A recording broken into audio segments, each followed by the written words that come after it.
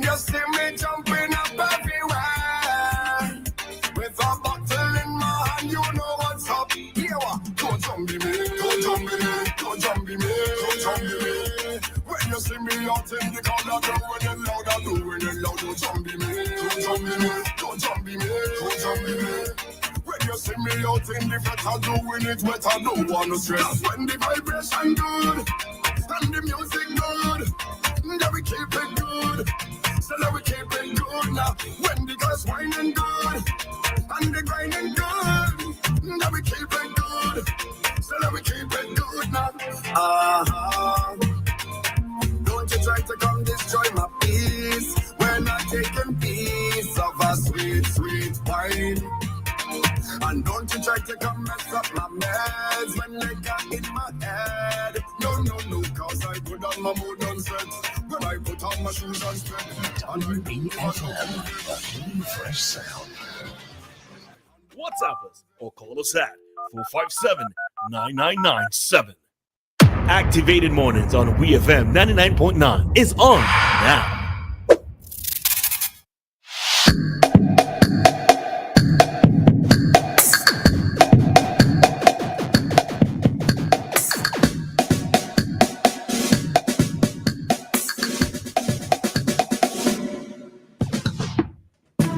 All right, so we are back with you. Time here in SVG. It is quickly approaching 8:16. Now, I know that yesterday upon signing out, and for those of you who are on social media, would have recognized that we advertised to have a continuing our health series, and we've had to postpone today's particular topic to another date. All right, so we will let you know when that will be happening. But today's topic on hypertension, we are pushing that. Excuse me. We are pushing that back for another day. Okay, so just apologies there for the postponement.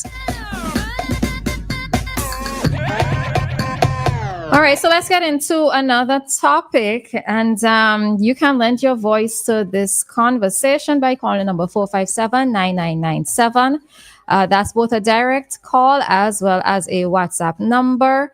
And we are also live on Facebook and YouTube. And your host for this morning, it's Dianna Cain and myself, Roleza Samuel.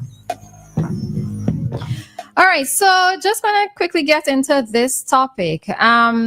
Came across a story on Eyewitness News that is titled, "This is not the NDP of Sir James Says Stewart." All right, so the ruling Unity Labour Party's candidate for the Southern Grenadines, Siobhan Stewart, asked the constituency to switch its support from the opposition New Democratic Party, saying that the NDP is not the same as it was under the days of its founder, Sir James Mitchell. The NDP has represented the Southern Grenadines since the Grenadines was split into two constituencies, Northern Grenadines and Southern Grenadines, in 1989. All right, so currently Terence Oliver will make a bid for a sixth term as Southern Grenadines MP in the general elections, widely expected by November, ahead of the constitutionally due 2026, February 2026 deadline. All right, so we know that Siobhan Stewart is up as the ULP's candidate for the Southern Grenadines, and she's saying that this is not the NDP of Sir James. And I was curious, and I wondered as I read that headline, and well, the story does continue a bit further, but when I read that headline, and I wondered how much does legacy matter in constituencies? All right, because we're always hearing. Two seats for sure that we're always hearing are the NDP's stronghold, are the Southern Grenadines and the Northern Grenadines, right? And I can also say, I find from my observation as well, that even South Leeward seems to be an NDP constituency as well. And for me, my personal opinion is that it also seems to be on the legacy of Jerry Scott, right? And I keep wondering how many persons actually view certain seats or they vote based on the legacy of whoever it is was, let's say, the parliamentary rep or the leader of the party, as opposed to maybe what it is that they're seeing the party doing currently, right? And I'm not just basing this legacy solely on the NDP side, because I can also see it on the side of the ULP, because we still have the Prime Minister. He's been in office since 2001, and he's still currently a sitting Prime Minister and a sitting founder of the ULP's party, right? And part of me wonders how many persons, in terms of how they decide to vote, are voting based on what, I don't want to use the word romanticize, but they're basing it on, let me just leave it at legacy, on the legacy of either the parties or the candidates who held seats before. I think they definitely still do that. And I believe we hear it sometimes in political arguments, and even in when some persons are trying to put forth they want to make themselves look good or make their party look good, or to show why you should still be supporting them or how the support has been in the past. And so I think they would reference these same things. And some persons, I believe it has been said as well, that some persons, like you mentioned, who have these constituencies where they've been there, or it has been won by a particular party for a period of time, some persons are definitely still going on the legacy of the person that was there before. And I think people, mentioned that before. I believe that some people are still voting with their minds living on a particular legacy from the past, rather than what is happening now, rather than thinking about the future. They're thinking, oh, I supported so and so, and because I supported so and so, I'm keeping it there. I don't care who comes in. I don't care how bad they get. I don't care what happens. If I supported so and so back then when I liked it, I am going to continue because this is my loyalty and this is my legacy, and so on. I don't know if I could say if we should. I don't believe that you should use that legacy to make all these decisions or in all decision-making processes, because things do change, over time. And it is important, if persons are here now and they are trying now, it is important to recognize their efforts or what they are doing now or trying to do, rather than keeping focus on what was done in the past and, things like that. All right. So we have a call here from Kojo. Kojo, good morning. Well, morning again, sorry. You'll be surprised. It's not just in Sylvancy people vote after legacy. I kid you not, people still voting after Kennedy legacy in America here. Kennedy got a long time ago. But the principle, the concept that he had, they're yearning for that still, and the party that he represents is that they're hoping that they bring that kind of a concept. So a lot of people vote because of that. They start voting in that era and time, and we get stuck sometime in the era and time. People don't change. And let me go back to the previous person in terms of asking you how could you value land and property. There's a thing called where people value stock, like when you go to the supermarket, somebody had to value that so you could buy it. There's not no willy-nilly thing going on. Your land is valued according to the area you are. Land is sold at what, $40 a square foot in your neighborhood? That's it. You could buy for 50 and 60 and 80 and 90. But the mere fact that the standard price is 40, that's where it's going to go with. That's what the valuator is going to use to value your property. You might build a house. You might not have gone to the bank. But the size of your house, the type of house you have, a valuator could come in there and look at your house and say, okay, you spent $200,000 to build this house. By looking at it, you might not spend $200,000 because you didn't sell it some kind of way. But the value is not what you spend. Sometimes that causes value.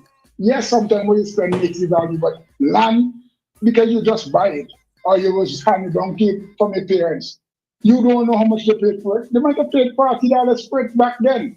But today's market price, that makes it $200,000. Yeah, I think I think part of his thing had to do with so using land for economic purposes, and he was using the example of farming. So I guess maybe it is the accumulated, I don't know, maybe the accumulated value of whatever he has gained from farming, including that with the actual physical structure of maybe a house that's on the property. I suppose that is what it is that I was understanding from his thoughts. Does lemon and orange, you can't mix them up. They look similar, but they're not the same. And you gotta be careful when people start mentioning name people. Really sure, I tell you, you listen to people, I tell you, sometimes I hear people slipping thing on you. Gotta be careful. Yeah, well, yeah, but I know what you were speaking of, but I think it was blanketed enough to not go down that serious road. People slipping into you, I'm telling you. No, I know what you're talking about. I heard, but I think that's what I'm saying. I think it was blanketed enough to not. You know that name that he called that woman didn't want her that in the college, so that someone of them person saying. Yeah, well, I suppose not. I mean, God, I don't even know if I want to go down this road. I'm just be careful because when people start popping names, you have to be careful. Okay, that's all I'm saying. Mm-hmm. Yeah. All right. Thanks, Kojo. No problem. All right.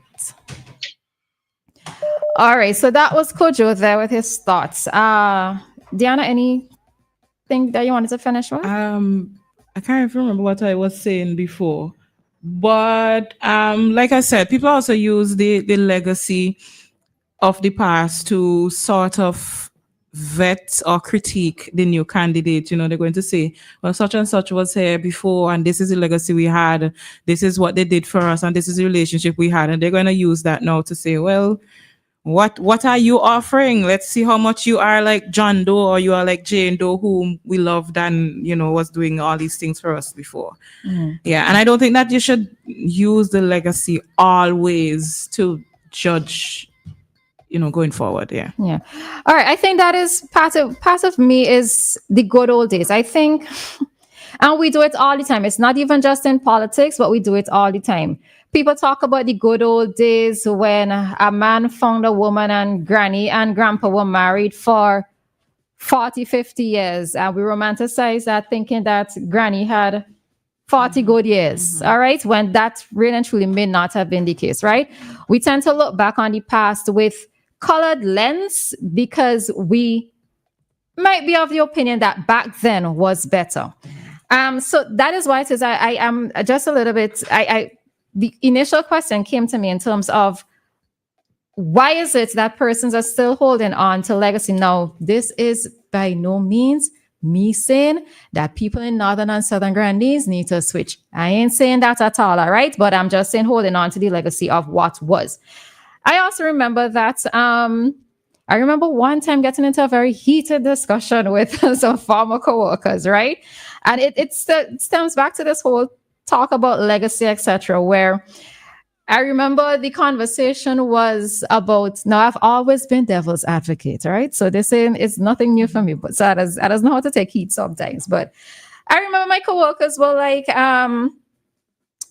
they were trying to say why it is that I should vote for the ULP. That was some elections back, right? And they called out all the things. So they called out, so they're talking to me and say, look, you got your education revolution.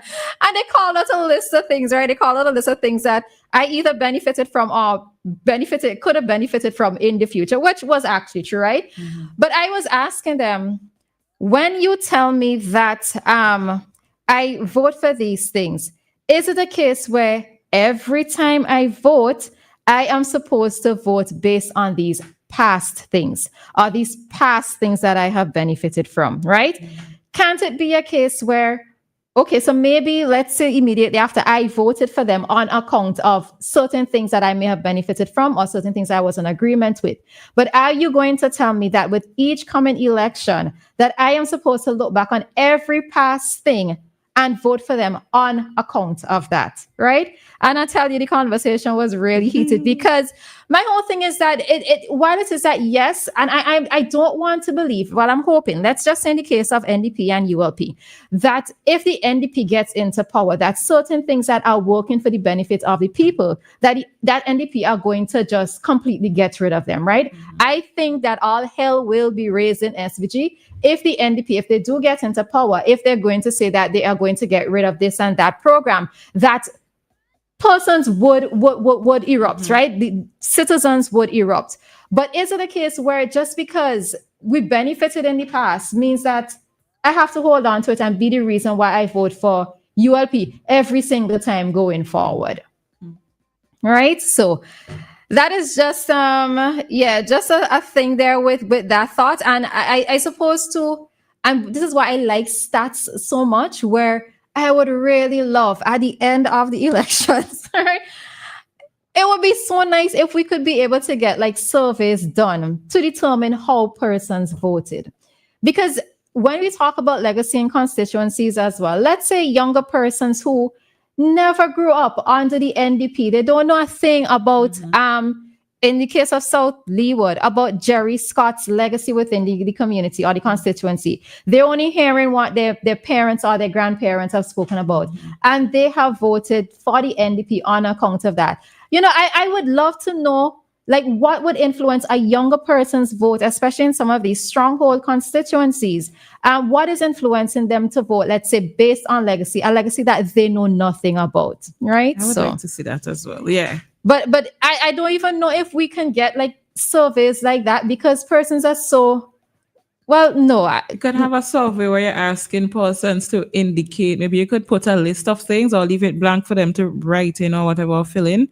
But how did you vote? Was it based on your parents' influence, or you were given something and you wanted to show your appreciation, or you just felt like this is, probably give them some options or let them fill in, but you could probably do it sort of anonymously. Yeah. I really and truly would love to know. I am being so honest, would love to know a couple of things when the election results are announced, how persons decided to vote. But my thing is with us as Vincentians, we seem to be hesitant when it comes to surveys. Like even with the census, in my head, I did not think that necessarily census was going to be a challenge, but I don't even think that the census has been fully complete because persons were not cooperating. Because of the type of questions. Persons felt like it really, really was invading their privacy. But you did it? And how did you feel? The person who did it is one of my colleagues, so I was comfortable to some degree answering the questions, but there are certain questions that I was asking.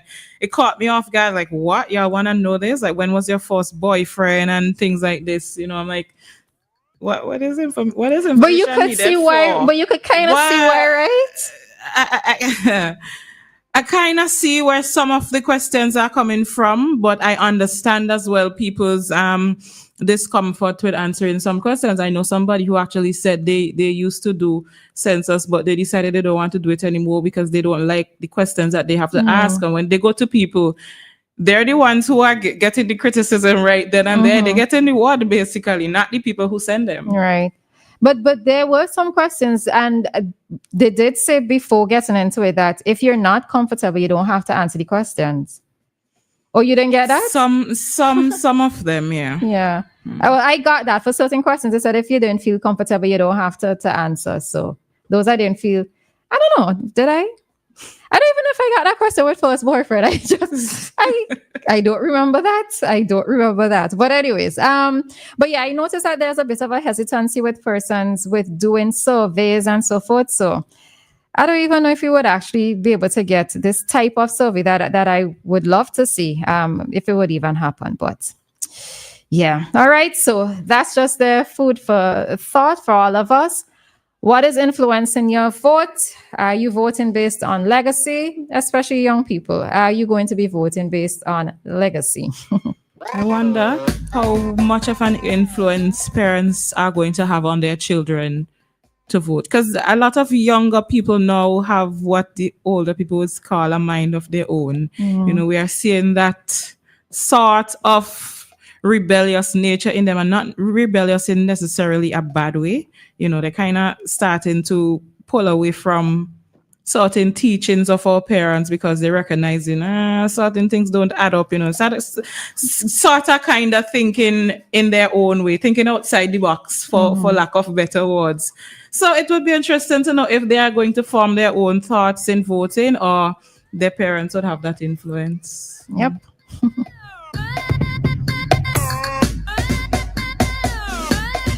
And with that, we are heading on out of this segment, and we'll be back in a few with more Activate